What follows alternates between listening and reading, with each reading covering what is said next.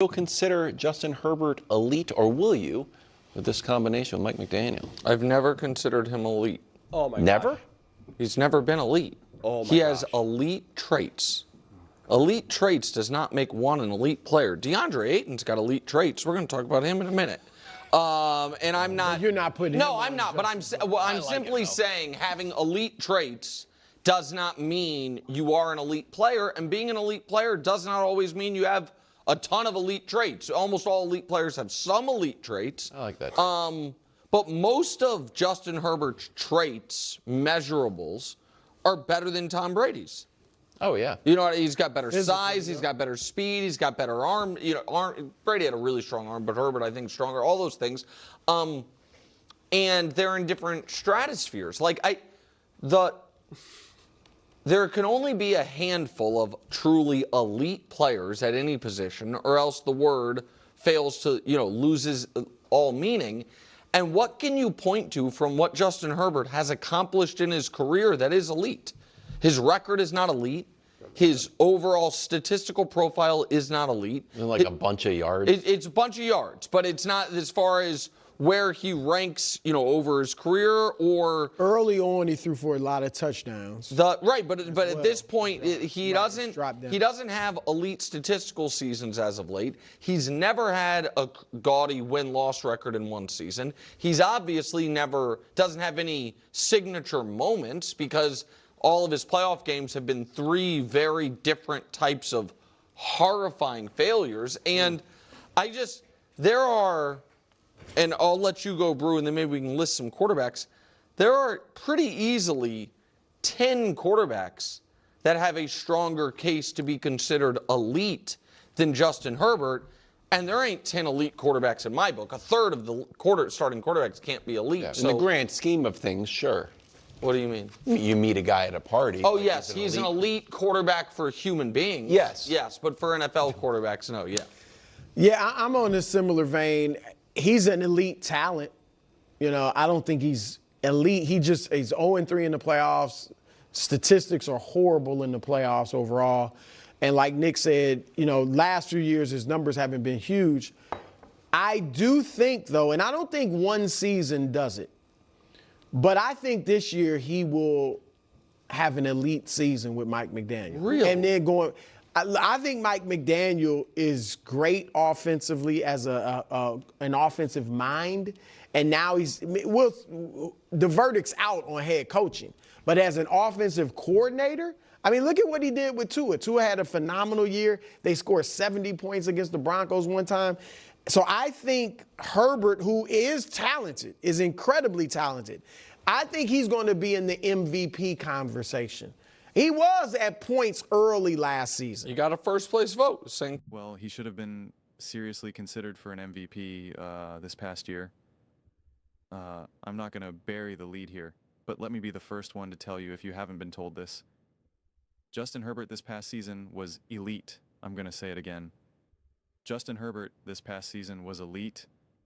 Oh man, I'm gonna go off. I am about to go off. But before I do, please, San Diego, Los Angeles Chargers fans, do not forget to subscribe and watch the full length of the video. When you guys do that, views go through the roof, subscribers go through the roof. When you watch the video and subscribe at the same time, things just go vertical. And it's not about chasing views. It's not about chasing subscribers. It's about creating Chargers content that people genuinely want to watch and discuss, so we can keep creating the best possible unbiased, grounded Chargers content that we can, going all in this end of winter, spring, summer. Like it is, we are getting after it. We are getting after it, so we are ready for 2026 NFL season. But oh my God, saying that it doesn't, Herbert is an elite. Oh man, being elite is not just about stats. Being elite is not just about, well, you threw for 45 touchdowns or you threw for 5,000 yard. Like, that's not just what it is. And that's why even this last season, Justin Herbert was clearly elite. When you look at what he had to deal with, what he had to overcome, the things he had to do to win football games, the plays that he was making, saying that there's 10 other quarterbacks ahead of Justin Herbert that have that argument. Oh my gosh, I feel like I'm going to lose my mind. I know he's going to say things like Bigger Mayfield, and it's just like, oh my God, I'm going to lose my mind. I'm going to lose my mind in that regard.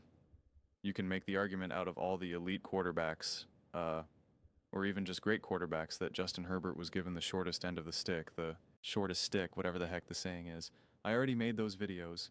I'm not going to go through it all. I'm not going to go try to find the charts that I made because it's too extensive at this point.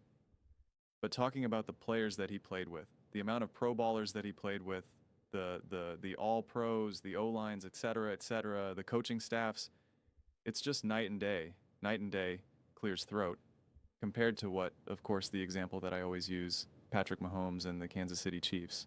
And like, that's what I find so obnoxious. If Justin Herbert was having the levels of success that he was having, but he was actually given a great team to work with year after year. Sure.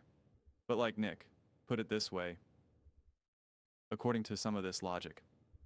Okay, we'll fall into this trap, okay?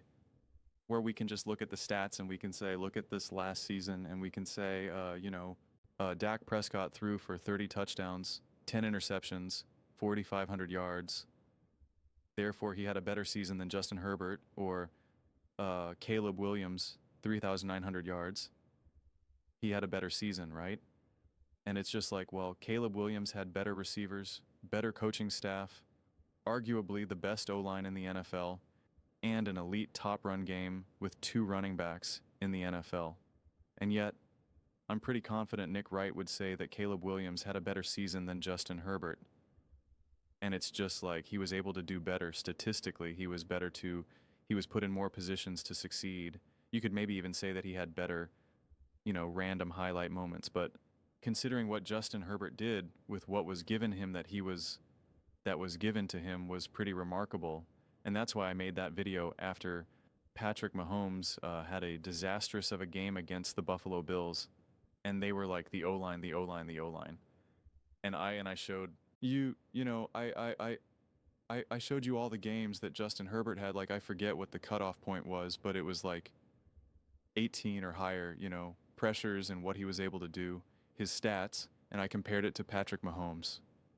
And Patrick Mahomes only had like 1 for him. I had to do like 15, or I had to make the cutoff like even, harder, easier to that actually benefited Patrick Mahomes because of everything that Justin Herbert had to deal with. And it was like night and day. And I made the whole video, I made the whole stat showing you that Justin Herbert, with this terrible ball line, with no, with all the hits, the QB hits and the pressures, and the drops and all that type of stuff, that he was actually on pace to have a better season, better year, put up better numbers, also with having to get surgery than seasons like Patrick Mahomes had with Tyreek Hill and Travis Kelce. Like, that's the type of stuff that drives me crazy. That's the type of stuff that drives me crazy, because you have to appreciate what Justin Herbert was able to do given the circumstances. Given the circumstances, it's why even a Caleb Williams, who I give him the benefit of the doubt because it was year 1 with Ben Johnson and it's only his 2nd year in the NFL, etc., etc. But if Caleb Williams was Josh Allen, Lamar Jackson, Patrick Mahomes, Justin Herbert, with that team that he had, that O-line, that run game, that coach, if this is all he put up, if he had a 58% completion percent, Josh Allen or Justin Herbert, I'd be like, no, that's not good. That's not good enough. I don't care that you had a handful of these really awesome highlights. That's not good enough. That's not, I'm like, no, that's not good enough. I expect more from you. I expect more from you. And so it's just like, you have to put some of these things in perspective. It's why I think Jalen Hurts had an unbelievable year. He had a terrible offensive coordinator, had a terrible inconsistent run game. The O-line was awful compared to what it had been in the past. He played incredibly clean. 25 touchdowns, 6 interceptions, 64.8% completion percentage, etc., etc. And it's just like, yeah, that's actually more impressive to me than, say, Tua Tagovailoa or Baker Mayfield in, what was this, 2023, I believe, when you had a couple random quarterbacks like Geno Smith and whatnot. I think Geno Smith led the NFL. No. Okay, that might have been the following year. Tua 4,600 yards, 29 touchdowns for 14 interceptions. And it's just like, Okay, what was the year that I think maybe was it last year that Geno Smith led the NFL in passing yards? No. What year was that? Well, he had 4,300 yards and 70% completion percentage. It's like, okay, well then, was that an elite season from Geno Smith? Does that make Geno Smith now an elite quarterback? I mean, this is what's so annoying because we just make up what we make up in terms of what an accomplishment is, and it's just like, what do you consider an accomplishment? Like, is winning a playoff game an accomplishment? And an MVP? Like, what's considered an accomplishment? So, having the most passing yards in a quarterback's first 2 seasons, that's not an accomplishment. You didn't accomplish that. Most passing yards in a quarterback's first 3 seasons, most passing yards in a quarterback's first 4 seasons, most passing yards in a quarterback's first 5 seasons, most completions in a quarterback's first 5 seasons, most passing touchdowns by a rookie quarterback, most total touchdowns by a rookie quarterback, most 300 passing yard games by a rookie quarterback, most completions by a rookie quarterback, most games with at least 3 touchdown passes by a rookie, most total touchdowns in a quarterback's first 2 seasons. First quarterback to record 30 touchdown passes in each of his first 2 seasons. Most completions in first 50 NFL games. Most consecutive seasons of 4,000 passing yards to begin a career. Those are not considered accomplishments. And him doing that with clearly not great teams and terrible coaching. 2 Pro Bowlers, had 6 Pro Bowlers, finally 3 All-Pros. And what does he do that season? Oh, gee, I don't know. Throws for 5,000 yards, 38 touchdowns, 15 interceptions, and a 90 offensive PFF rating. Huh. Seems pretty legit to me. But you'll be like, wow, but he didn't win a Super Bowl. He didn't win a playoff game that year. Oh, gee. Maybe the defense was absolutely horrendous and awful. Maybe deuce Brandon Staley. I almost said deuce Staley. Brandon Staley is a terrible coach. And then in 2022, 1 All-Pro, not on offense. We got Duran James, Kalo Mack, 2 Pro Bowlers. 2023, we got Davis, Keenan Allen, Cleo Mack. I mean, heck, let's just look at Dak Prescott. He entered the league, right?